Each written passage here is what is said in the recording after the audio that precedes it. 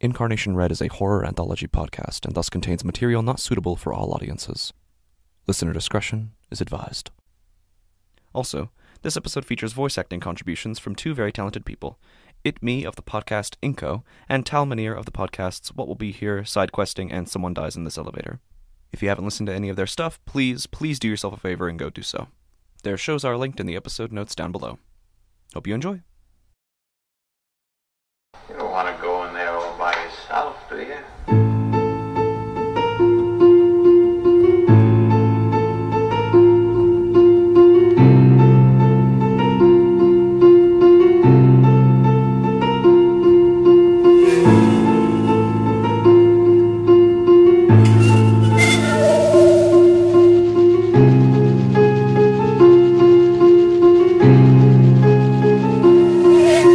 S2E presents Incarnation Read.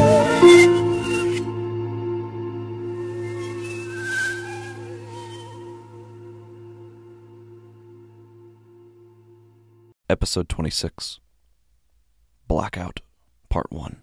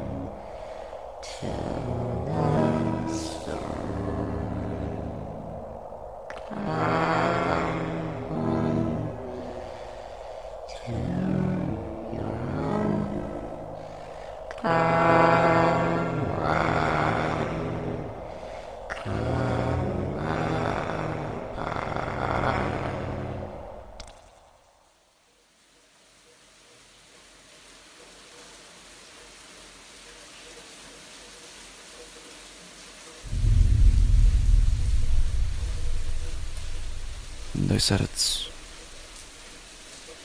going to be a big one. Going to be one that lasts a while. Lasts all night.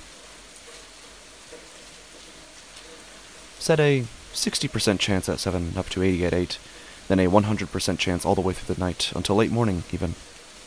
But here in my living room, well, it doesn't seem so bad. I can see little Zane rolling his Tonka trucks back and forth on the carpet. I see Isabella with her Barbie dolls. And James, my big man, yet still so little. He parades around the room back and forth, looking through the window curtains. But he's okay. We're all okay. It's just a few little lights and sounds. Sandra comes in holding flashlights, sets them on the table behind the couch. I smile at her, and she leans down and kisses me on the cheek. She sits down behind James and runs her fingers through his hair. It's late May, just where summer meets spring, and school's been out for a week. The kids are home all the time now, here to welcome me when I get home from work, telling me all the things they did with their mother that day. It's been good for Sandra, and good for me too. Though I see the kids about as often as in any other season, I get to think of my house, my home, as a nest full of birds. Even as the kids grow older, and Sandra and I do as well. Because some things never change. Just as this house will always be, for us at least, a home. The dog audibly putters around in the kitchen. I whistle and he comes in, settles at my feet. I smile at him, and Zane and Isabella smile at him too, laughing, and Sandra smiling too. I look at James. He stares at the ceiling, mouth unmoved. The television shows me deepening colors on a map. Green, orange, red. I tell James he'd better go and brush his teeth before bed. He looks at Sandra, and she nods down at him. After he leaves, I turn up the volume 2 notches.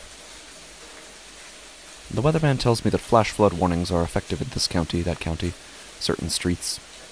My county is highlighted in orange. A flash flood warning is effective, but I'm not concerned.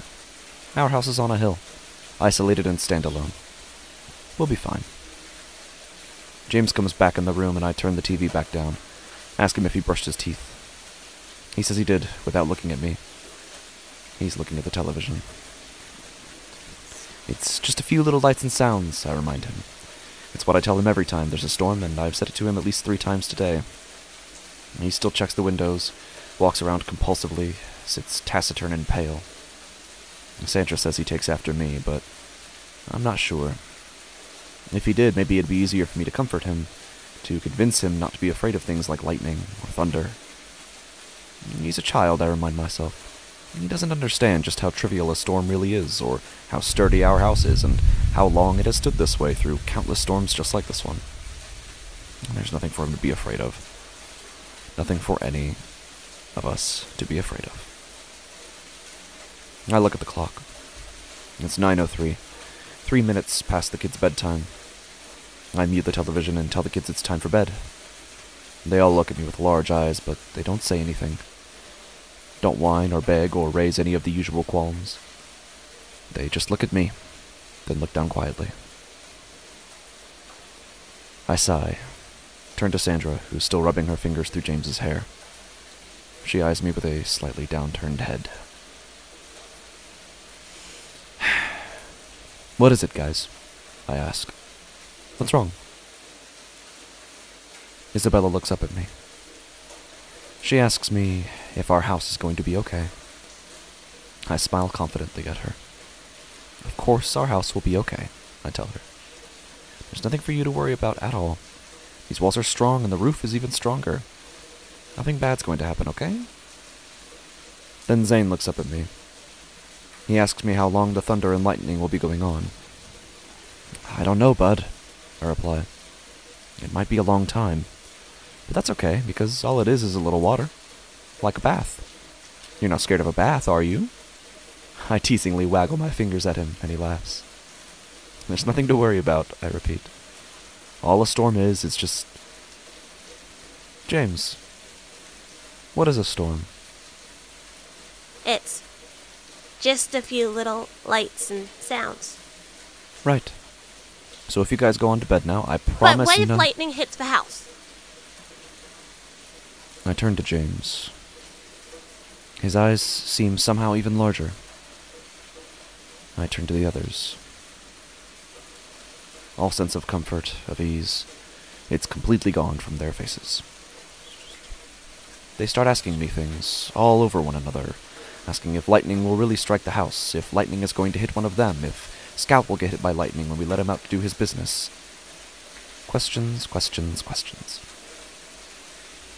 I glance at James, who sits silently, like always, his eyes brimming with even more questions. He hasn't asked them yet, but The lights go out. Screams. Everyone is screaming. Isabella and Zane crying inconsolable and unintelligible pleas. James moaning his same objections in a tone almost I told you so. Scout barking in protest while Sandra yells for everyone to quiet down, stay calm, and they settle down almost immediately. While I don't even say anything. Just as Sandra is fumbling with a flashlight, the lights come back on. The kids are quieter still. Sandra and I both exhale in relief. Sandra begins the protocol she and I discussed earlier, knowing full well that the situation might happen, just as we know now that a power blink could very well happen again at any minute. So, she distributes flashlights to each child, complete with fresh new batteries, and runs the kids through all the basics. Okay, now listen, guys. Your flashlight is purely your own, and you can use it however much you want if the lights go out again, okay? Now, if the lights do go out again, you should all come find me or Daddy. And if you can't find us, find each other, then look for us together. And listen now, this is the most important part. If the lights go out, don't be scared. Nothing bad is going to happen. Just find me and Daddy as soon as you can. Okay, sweet peas? They believe her. She hands me our flashlight, and I thank her. Smile at her. She smiles back, then turns away. After another 10 minutes or so of the same repeated questions, the kids reluctantly agree to go to bed. Sandra escorts Isabella and Zane off to make sure they brush their teeth and get settled, while James sits on the fireplace hearth. Champ, I say to him. Go and get ready for bed now. He nods sullenly, then stands and walks off into the hallway. As he reaches the corridor, he stops. Dad? Yes? He doesn't turn around. Are you sure our house is strong enough to stand? I stand up, walk over to him. Buddy, I say to the back of his head, and then he turns around. I'm sure. I'm absolutely sure. I pat his shoulder, grip it briskly. Go and get ready for bed now, I repeat, and he does so. As he walks down the hall, I watch him. It's strange, I think. Sometimes I know what he's thinking, but other times he can surprise me and say things that... Screaming again, barking again, Sandra's loud, tired voice again. Mine joins in, urging everyone to keep calm and quiet down, use your flashlights, come towards my voice, but nothing helps. Their screams are constant, unvarying, and nothing I say so much as begins to soothe them. Nothing I say. I run a hand over my face. I turn around and start groping for me and Sandra's flashlight, pat the recliner a few times, hit wood, find the coffee table, snatch it up, and start feeling for the switch on it. Distantly, I hear Sandra telling them to come closer to her, which they do, and to quiet down because it's all okay, which they do. And just like that, at her touch, the kids are quieted down before I can even find the damn switch, calm and soothed before the lights even come back on. I peek into the hallway and see all three kids huddled up close to their mother, clutching to her clothes. Sandra eyes me with something that looks like relief, but mixed with something else. I look back at her.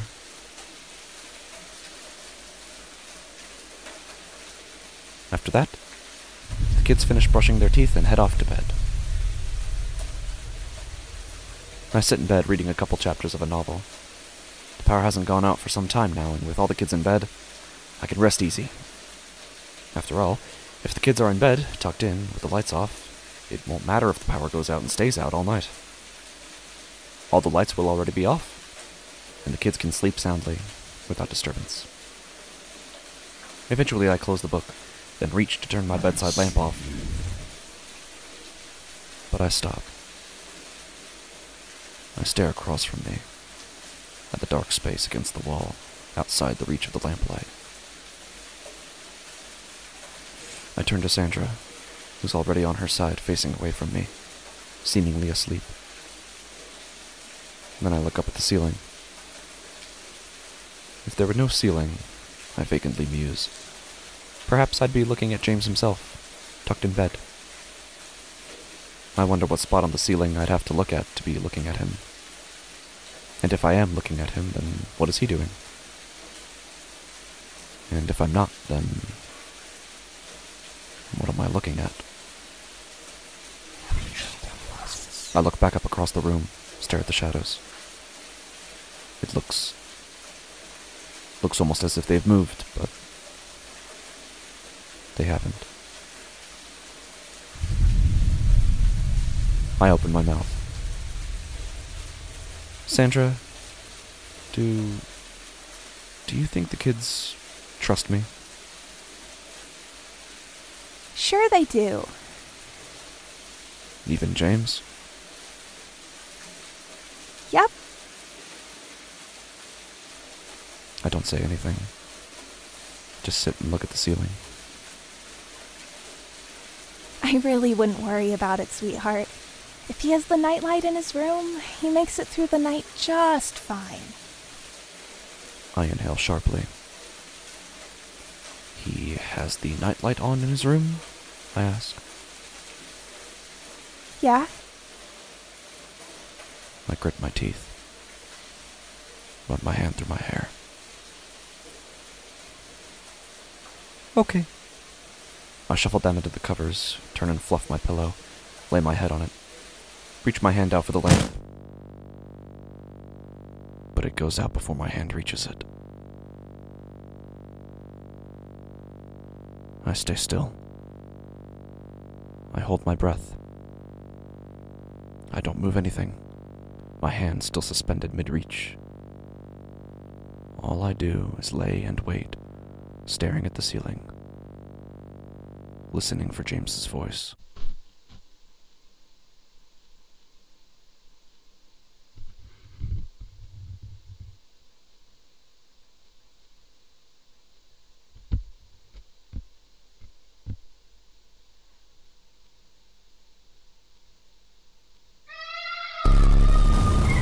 Sandra whips out of bed instantaneously. I follow suit, rushing to the master bedroom door. I can barely see the living room in the moonlight, but already I can hear crying from Isabella and Zane's rooms.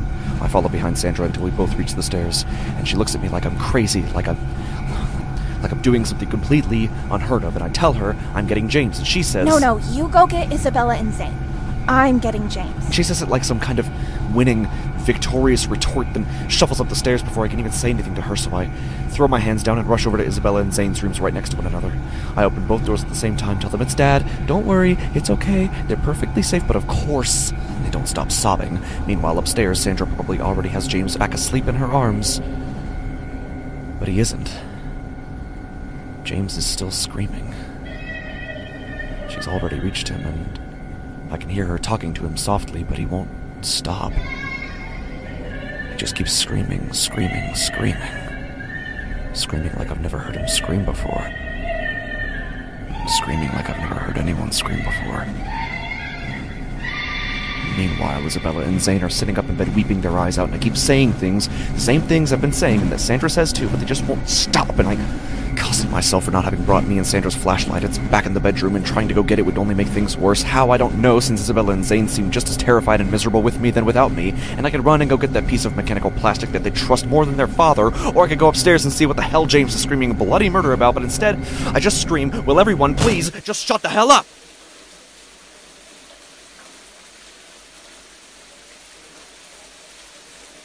Silence.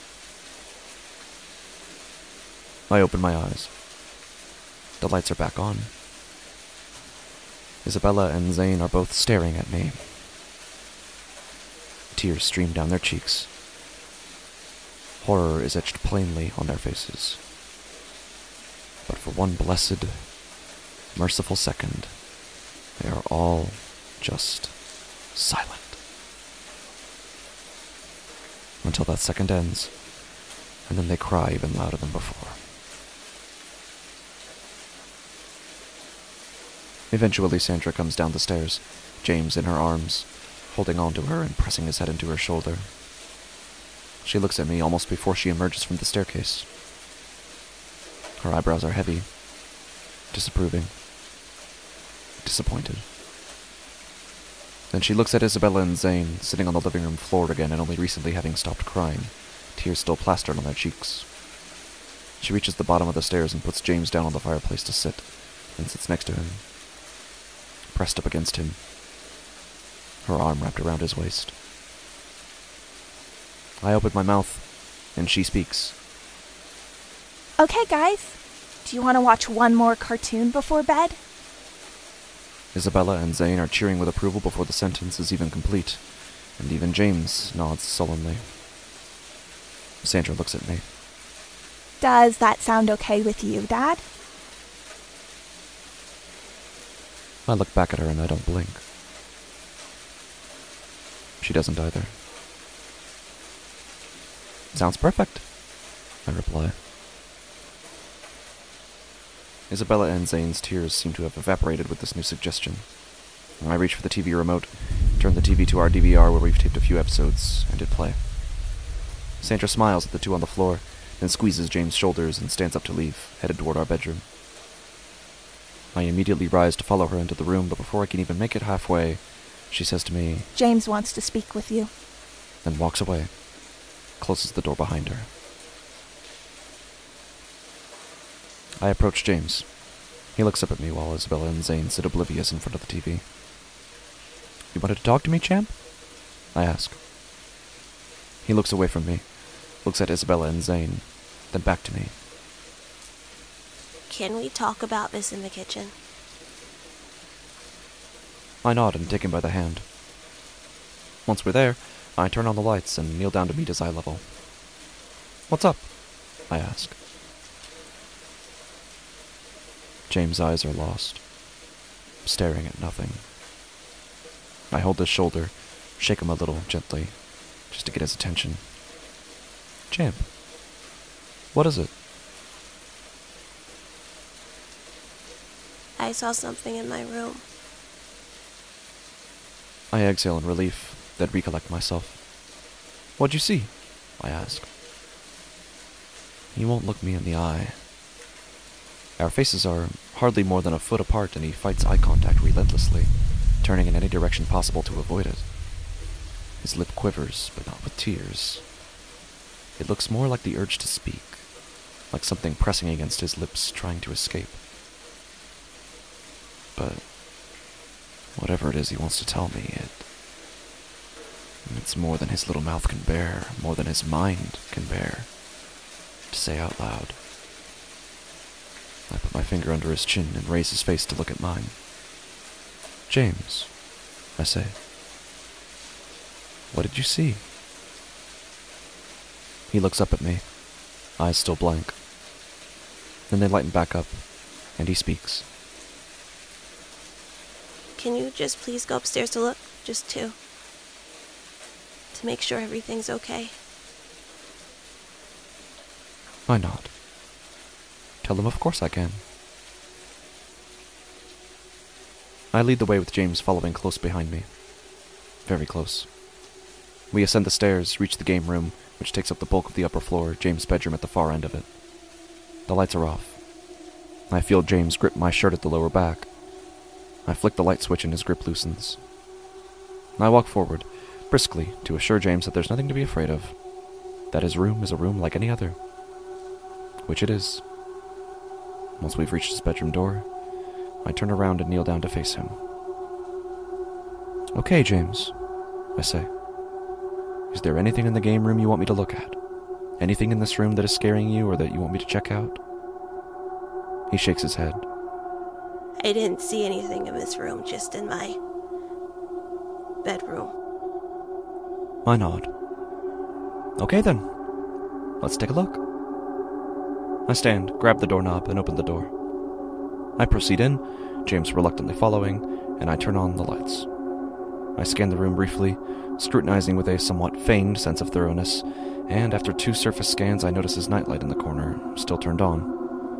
I reach towards it and flick the switch on its front, turning it off. At the same time, every light in the house goes out. Again. James is gripping at me again like a wild crow, and I tell him the same consolation I've said so many times that it's lost all meaning, not that it had any to begin with. Sandra proved that much, keeping me up even later into the night as if to punish me, as if to prove a point, to show me all the ways she can bring these children happiness, and all I can bring them is tears, like she was the only one who could possibly have gone to get James when the lights went out, because she was the only one who could actually— Dad, please can we go? Please don't make me stay here now when the lights are off. Dad! Buddy, I reply. It's the same room. Hell, it's the same entire house, whether the lights are on or off.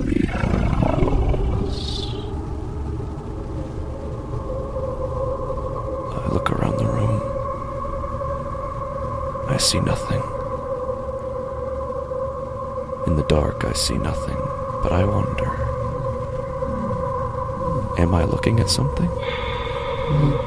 Without seeing it? And if I am looking at something, am I still looking at it? Is it still where it was when I first looked, or is it somewhere else? Is it in the corner across the room? Is it closer to me than it was just a moment ago? Is it coming towards me right now? James, we need to go see your brother and sister. They need us. I turn around, grip James by the shoulder, and start to walk out of the room. James is saying something, but I can't really hear him. I can't hear anything, no matter what I think I might have. All I can perceive is my own feet running. I can't see where or towards what or anything at all. I just know I'm running and pulling James' inert body along with me. I practically collide with the game room wall, then turn left toward the stairs where I can already see the beams of a flashlight. I carefully hold the handrail, maneuver myself and James down the stairs which were always so stable, so easy to descend. but now are a loose collation of matter and empty space. But I make it to the bottom with James, then rush over to the floor where Isabella and Zane hold their flashlights yet continue to whimper. Sandra is nowhere to be found. I form a huddle around the four of us. Good job, guys, I congratulate them. See, when you turn on the flashlight, there's nothing to be afraid of. We're all fine, see? Through their sniffling, Zane and Isabella manage to nod. I pat their shoulders, then lean back. I let my head fall backward, look up at the ceiling where the beams of their flashlights form bright, hopeful circles. I sigh and close my eyes. When I open them, something is wrong. I raise my head back, lean in towards Zane and Isabella. Their flashlights are flickering, in and out, and weakening with each flicker. I open my mouth to preemptively console, but before I can even say anything, the lights flicker rapidly and desperately for one last time, then, helplessly, fade.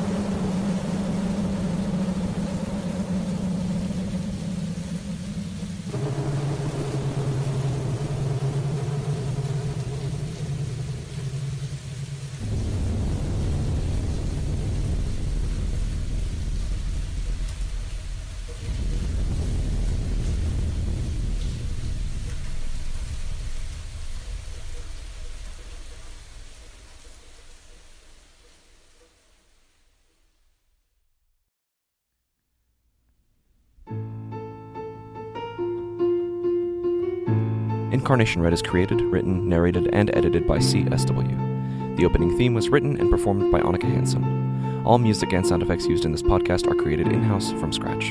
For more information and regular updates, follow me on Twitter at csw_horror, or visit my website c.s.w horror.com, or like the show's Facebook page, Incarnation Read, as always spelled R-E-A-D. For behind-the-scenes looks and other scary content, you can follow me on TikTok, or you can follow me on Instagram at Incarnation Read. Thank you for listening.